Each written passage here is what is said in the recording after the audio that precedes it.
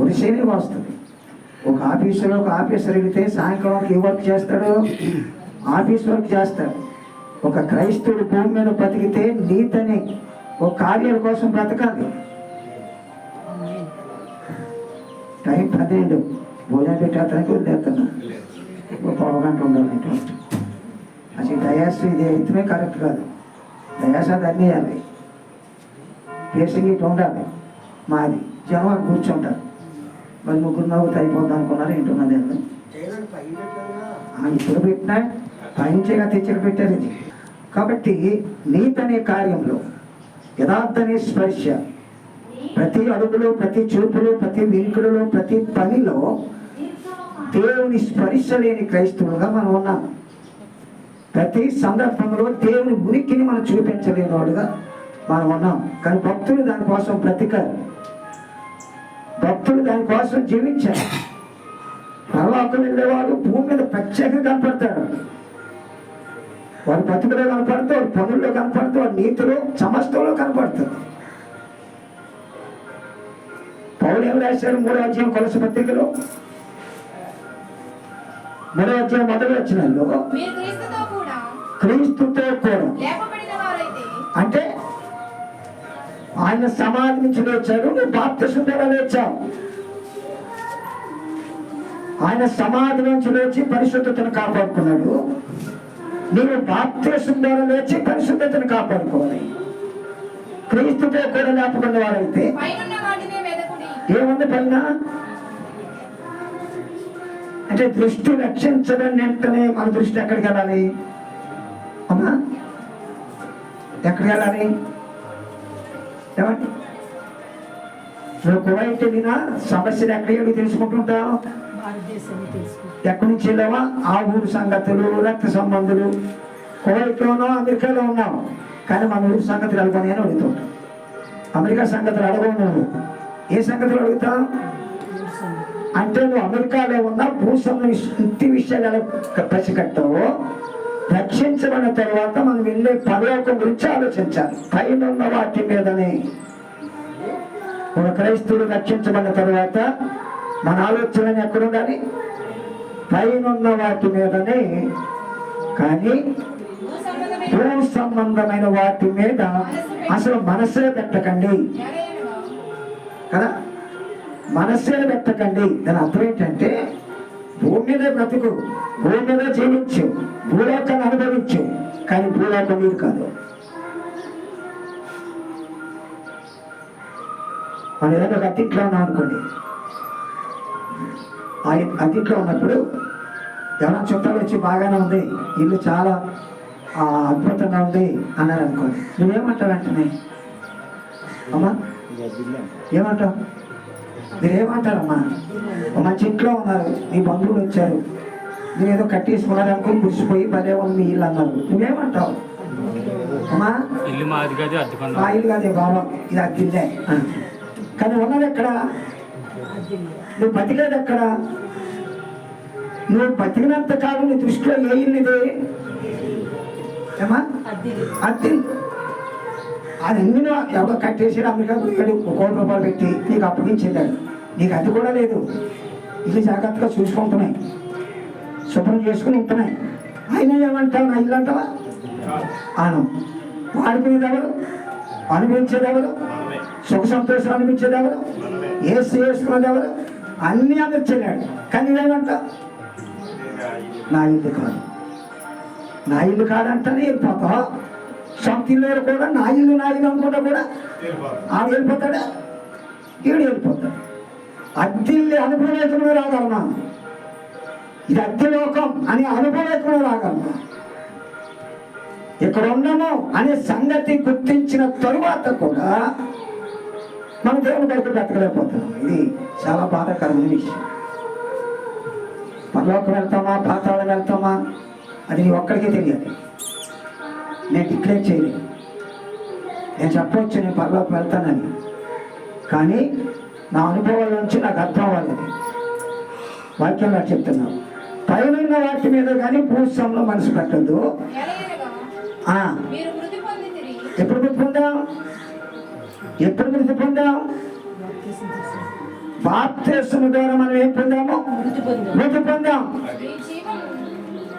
ఈ శరీర కోరికలు చచ్చిపోయాయి. శరీరంలో ప్రతి ఆశ చచ్చిపోయింది. ఎప్పుడు మారు మనసు పొంది బాప్తిస్మం పొంది శరీర కోరికలు చెప్పామో నీ జీవం దాచబడి ఉంది అన్నాడు. నీ శరీరం ఎక్కడ తిరుగుతుంది కానీ నీ జీవం ఎక్కడ ఉంది? క్రీస్తు దగ్గర ఉంది. క్రీస్తు దగ్గర ఉంది. నువ్వు వెళ్ళేది అక్కడికే కదా. మనం వెళ్ళి అక్కడ కాబట్టి అడ్వాన్స్గా మన ఆత్మ మన జీవితం జీవం ఎక్కడికి వెళ్ళిపోయింది? అక్కడ. అంటే మన దృష్టి అంతా దేమేది ఉంటుంది? దృష్టి అంతా దేమేది ఉంటుంది అమ్మా? బ్యాంకులో ఉన్న బంగారం డబ్బులన్నీ రద్దు చేశారంట, ఎవరికి ఎవడంట అన్నారు అనుకోండి. నీ ₹1,00,00,000 ఉన్నాయి అనుకోండి బ్యాంకులో. అన్ని బ్యాంకులు కొన్ని అడుగుతున్నాం. నా బ్యాంక్ అన్న దాంట్లో ఉంటాయేమని. ఆడేమంటాడంటే అన్ని బ్యాంకులు కాదు నాకు తెలియదంట, కానీ నువ్వు దాచుకున్న యూనియన్ బ్యాంక్ కూడా మాత్రం ఇవ్వడంట అన్నాడు అనుకో. ఏం చేస్తావు అమ్మా? అంటే దృష్టి ఎక్కడుందంతమా నీ మీద? నీ దృష్టి అంతా బ్యాంక్. 19వ అధ్యాయంలో అంటాడు, మత్తయి సువార్త 6:19 అంటాడు, నీ ధనం ఎక్కడో నీ హృదయము అక్కడే అంటాడు. మన జీవితం పరలోకాన్ని పంపితే మన ఆశ్రయం దేని మీద ఉంటాయి? పరలోకం మీద ఉంటాయి కదా. పరలోకం కోసం ఆలోచించేది ఏంటండి? పరలోకం మాట ఏదో తృప్తిమంతంగా చెప్తున్నాం, కానీ భూ సంబంధమైన ఆశలు, భూ సంబంధమైన కోరికలు, భూ సంబంధమైన లాభాలు, ఒక సేవకుడైనా విశ్వాస అయినా మాట్లాడే ప్రతి మాట దేని నిమిత్తం? పరలోకం గురించా భూమి గురించా?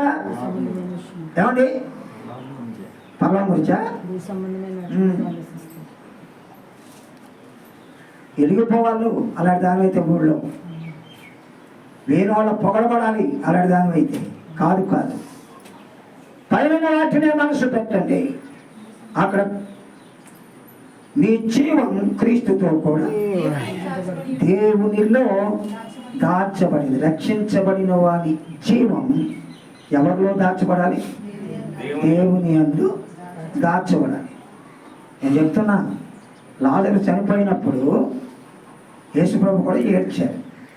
అయితే లాజరు చనిపోయిన ఆత్మ ఎక్కడికి వచ్చింది అమ్మా? యేసు క్రీస్తులోకి వచ్చింది. అదే యేసు క్రీస్తు లాజరు రమ్మంటే మరి జీవం వెళ్ళి లేపుకొచ్చింది. మీకు అర్థమైందా? లాజరు చనిపోయినప్పుడు ఆ జీవం ఎవరు దాచబడింది? క్రీస్తులో దాచబడింది. అదే క్రీస్తు అక్కడికి వెళ్ళేమన్నాడు, లాజరు బయటకు రమ్మన్నాడు. అంటే లాజరు జీవం క్రీస్తులో ఉంది, నేనే జీవం అని చెప్పిన వాడు యేసుక్రీస్తు. ఈ ప్రపంచంలో ఉన్న ప్రతి వాని జీవం యేసుక్రీస్తులో మమేకమై ఉంది. ప్రతివాని జీవం, ప్రతివాని ఆత్మ దేవునితో మమేకమై ఉన్నాయి. నువ్వు వేరుగా లేవు. మనిషి వేరుగా, దేవుడు వేరుగా లేడు. దేవుడు మనిషి ఆత్మ మమేకమై బ్రతుకుతున్నాము. ఆయన ద్వారా బ్రతుకుతున్నాం, చలిస్తున్నాం, ఉనికి కలిగి ఉన్నాం. ఆయన మనలో ఎవరికి దూరంగా ఉండేవాడు కాడు అని 17:26 మనం చదువుతాం పుస్తకాలు. దేవునితో మమేకమయ్యామా? లక్ష్యం గారు వెళ్ళిపోయింది. ఈ మాటలు కానీ ఈ పనులు కానీ ఆవిడ ఏం చూడదు. చూస్తుందా? చూడదు. ఏం తెలియదు. ఉంది కదా 9:4 ప్రసంగిలో, వారికి ప్రేమింపరు, పగబెట్టుకోరు, అసూయపడరు, భూమి మీద జరిగే కార్యక్రమాలు ఎప్పటికీ అన్నటికీ వారికి ఏం లేదు, వంతు లేదు అని. ప్రేమించరంట. కొంతమందిని తలసాన్ని చేయించి ఉపవాసం ఉంచుతారు ఇలాంటి కార్యక్రమాల్లో. ఎందుకు? చచ్చిపోయినోడు వచ్చి ఆడతాడని. ఆలి అప్పుడు చెప్తుంది, నాకు సమాధిగా కూడట్లేదు, నాకు కూడట్లేదు అని చెప్తారు. వాళ్ళు ఆత్మలు కాదు, దెయ్యాలి. మనకంటే అన్నీ బాగా తెలిసింది ఎవరికి? దెయ్యాలి. అవి వచ్చి చెప్తాయి. నువ్వేమో ఏడుతో కూర్చుంటావు. ఎక్కడ మరి ఎత్తుకో, మరి ఎత్తుకో చెప్తావు ఉండే అక్కడ ఏ కొండలో దాకుని మాట్లాడుతుంది నాగడుతుంది. చాలామంది ఆ కార్యక్రమాలు పూర్వకాలం చేసేవారు, ఇప్పుడు కూడా చేస్తున్నారు అనుకోండి. ఆశ్చర్యం బాగాలేదు, ఎవరు చేసేది అలా చేస్తున్నారు. అంటే దేవుని భయం అనేది ఒక ఖచ్చితత్వంతో ఒకరు భక్తి మనం చేయలేకపోతున్నాం. అది చాలా బాధాకరమైన విషయం. సరే, బాధపడటానికి నేను అవ్వాలండి, నా భక్తి నేను కాపాడుకోవాలి విషయంలో. నేను రైలు బండి ఎక్కువైపోతున్నప్పుడు నా ప్రయాణం సాగుతుందని నేను ఏడవాలి, కానీ విడిచిపెట్టిన గురించి నేను ఏడుతూ ఏడ్చినా ఎక్కరు స్టేషన్లో ఉండిపోయారు. నా ప్రయాణం నాకు కొనసాగటానికి నేను ఏడవాలి కదా. కాబట్టి పైన ఉన్న వాటి మీదనే మనస్సు పెట్టండి. అక్కడ క్రీస్తు కుడిపార్శ్వమున, అది దేవునికి స్తోత్రం. జీవం ముందు వెళ్ళింది, ఆత్మ తర్వాత వెళుతుంది, క్రీస్తు దగ్గరికి వెళ్తుందని పౌలు కొలస పత్రికలో రాసింది. ఈ నిరీక్షణ మనం కలిగి ఉన్నామా? నా జీవం ప్రభుత్వం ఉంది, ప్రభుత్వం ఉంది, ఈ లోకమంతా నాకు అక్కర్లేదు. క్రీస్తులో జీవం ఉన్నవాడికి ఏమంటాడంటే, పౌలు మాట చెప్పాడు. పేతురు దగ్గరికి వెళ్తే 3వ అధ్యాయం 10వ వచనంలో 2వ పేతురు పత్రికలో ఏమంటాడంటే, 2వ పేతురు పత్రిక 3:10లో ఏమంటాడంటే, కొన్ని సంగతులు ప్రభువు దినము ఎలా వస్తుందంట? దొంగ వచ్చినట్లు వస్తాడు. ఆకాశములు మహావేంద్రముతో గతించిపోతాయి. పంచభూతాలు, గాలి, నీరు, భూమి, ఆకాశం, వేడి లయమైపోతాయి అంట. తర్వాత కాలిపోవును కనుక లయమైపోయినట్టు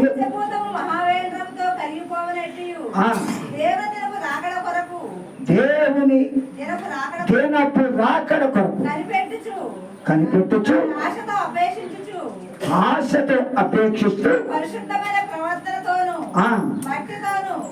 ఎంతో జాగ్రత్త గల వారై ఉండవలనని ఆయనను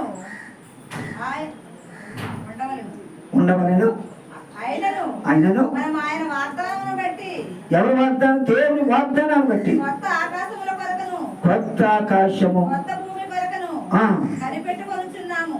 దేని కొరకు కనిపెట్టాలంట మనం? కొత్త ఆకాశం, కొత్త భూమి.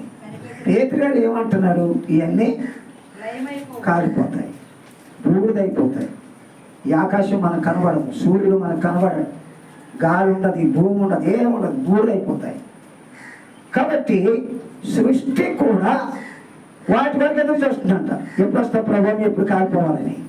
కానీ మనకు అర్థమవుతుంది, మనం నూతన ఆకాశం కొరకు, నూతన భూమి కొరకు కనిపెట్టుకొనిచున్నాము. అందులో ఏముంటుందట? నీతి, నీతి అని పేతురు గారు చెప్పారు. పేతురు గారు చెప్పింది కరెక్టే కదా మా? పేతురు గారు చెప్పింది కరెక్టే కదా? పరిశుద్ధాత్మ పూర్ణులు ఎప్పుడు లేఖనం ఇచ్చిన బట్టి రాయలేదట. ఏమండి? దేవుని ఆత్మ చేత వాళ్ళు రాశారని బైబిల్ చెప్తుంది. కాబట్టి పేతురు ఏమో ఇలాగన్నాడు, పౌలు గారు ఇలాగన్నాడు. అదే పౌలు గారిని ఇంకోసారి నువ్వు భక్తిగా చేస్తావయ్యా, ఎలా కాపాడుకున్నావా అని అడిగితే 2 తిమోతి పత్రిక 4వ అధ్యాయం 7వ వచనంలో అంటాడు. 2 తిమోతి 4:7 అంటాడు, మంచి పోరాటం నేను పోరాడాను, నా పరువు కడముట్టించాను, విశ్వాసాన్ని కాపాడుకున్నాను, ఇక మీదట నీతి కిరీటం ఉంచబడి ఉంది. ఎక్కడుండగానే ఈ మాట? చచ్చిపోయాక భూమి మీద ఉండగానా అమ్మా? భూమి మీద ఉండగా అన్నాడా? చచ్చిపోయాక అన్నాడా? ఉండగానే పరలోకం నీకు నీవే డిక్లేర్ చేసుకోవాలి. నీ నమ్మకం, నీ విశ్వాసం, నీ నీతి నేను పరలోకం తీసుకెళ్తాను. జాన్ గారు 24 గంటలు ప్రార్థన చేసినా నీకు స్వస్థత రాదు, తెగులుకు తగ్గదు, పరలోకం వెళ్ళడం. అర్థమైందా? నీ మనస్సాక్షిని బట్టి నీ భక్తిని నువ్వు కాపాడుకో. మనుషులు ఎవరు వెనకాల రారు, మనుషులందరూ తప్పుదాలు తప్పిస్తారు, కానీ పరలోకంలో మాత్రం ఉపయోగపడిన వాళ్ళు మనుషులు పాతాళం పంపడానికి ప్రయత్నం చేస్తారు కానీ పరలోకం తీసుకెళ్ళడానికి ప్రయాసపడాలి కదా. నా కొరకు నీతి కిరీటం దాచబడి ఉంది అని చెప్తూ తర్వాత అంటాడు, ఆ దినమందు ఆ నీతి గల న్యాయాధిపతి అయిన ప్రభువు ఆ నాకును నాకు మాత్రమే కాదు రక్షణను అపేక్షించు వారందరికీ నాలాగా ఎవరు బతుకుతాడు వాళ్ళందరూ చెప్పాలంటే నాలాగా ఎవరు బతుకుతాడు ఎవరిలాగా ఎవరిలాగా మాట చెప్తున్నది ఎవరు పౌలు. అక్కడ అర్థం ఏంటి? నాకు మాత్రమే నీతి కిరీటం కాదు, దేవుని కొరకు బతుకుతూ నావనే అని చెప్పొచ్చు. 11వ అధ్యాయం 11 పత్రికలో చెప్పినట్టు నేను క్రీస్తుని పోలి నడుస్తున్నా, నేను నన్ను పోలి అని చెప్పినట్లు పౌలన్న మాట ఏంటంటే నాలా బతకండి. గొప్ప సవాలైంది ప్రపంచానికి. నాలాగా బతకండి అని చెప్పి ఎవడున్నాడు ఈ భూమి మీద? పౌలు ఒక్కడు మాత్రం మాట అన్నాడు, పేతురు కూడా అన్న పేరు. యేసుప్రభుని ఎలా నమ్ముకోవాలి అంటే నాలాగా బతుకమ్మ ఉన్నాడు ఎవడన్నా? నేను ఎలా బతుకుతున్నా అలా బతుకన్నవాడు ఎవడు ఉన్నాడా? లేను. మన సంపూర్ణం. చాలా మంది భక్తులు పరలోకం వెళ్ళాడు అన్నారు, నా కొరకు నీతి కిరీటం దాచబడుతుంది. పిలుపు పత్రికలు అంటాడు ఖచ్చితంగా బతుకున్నట్టయితే క్రీస్తు చావైతే లాభం, సమస్త పెద్దతో సమానంగా ఎంచుకున్నాను, అయినా నీ కొరకు బ్రతకవచ్చుంది అన్నాడు. ఎవరి కోసం? ఉన్న ప్రజల కొరకు సువార్త చెప్పడానికి నేను బతకాలి తప్ప నా భర్త అయితే నేను పరిపూర్ణ చేసుకున్నాను మాట్లాడతాను. 2వ అధ్యాయం. కాబట్టి ప్రేమ వల్ల లక్ష్యంగా వెళ్ళిపోయింది. యాదన్న కోరికలో పరలోకాన్ని మనం సిద్ధపడుతున్నామా? పరలోకం మన దృష్టిలో కనబడుతుందా? ఏంటో ఎదురు చేస్తున్నావు? ఏం బతికెళ్తున్నావు?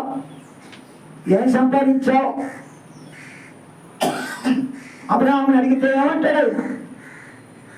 అబ్రహాముని ఈ ప్రపంచంలో మొదటి విశ్వాసులకు తండ్రివి నీవు. ఆ విశ్వాసం అంటే ఏంటో త్యాగం అంటే నేర్పిన వాడివి. ఈనాడు సంఘములో ప్రతి విశ్వాసకి తండ్రివి నీవు.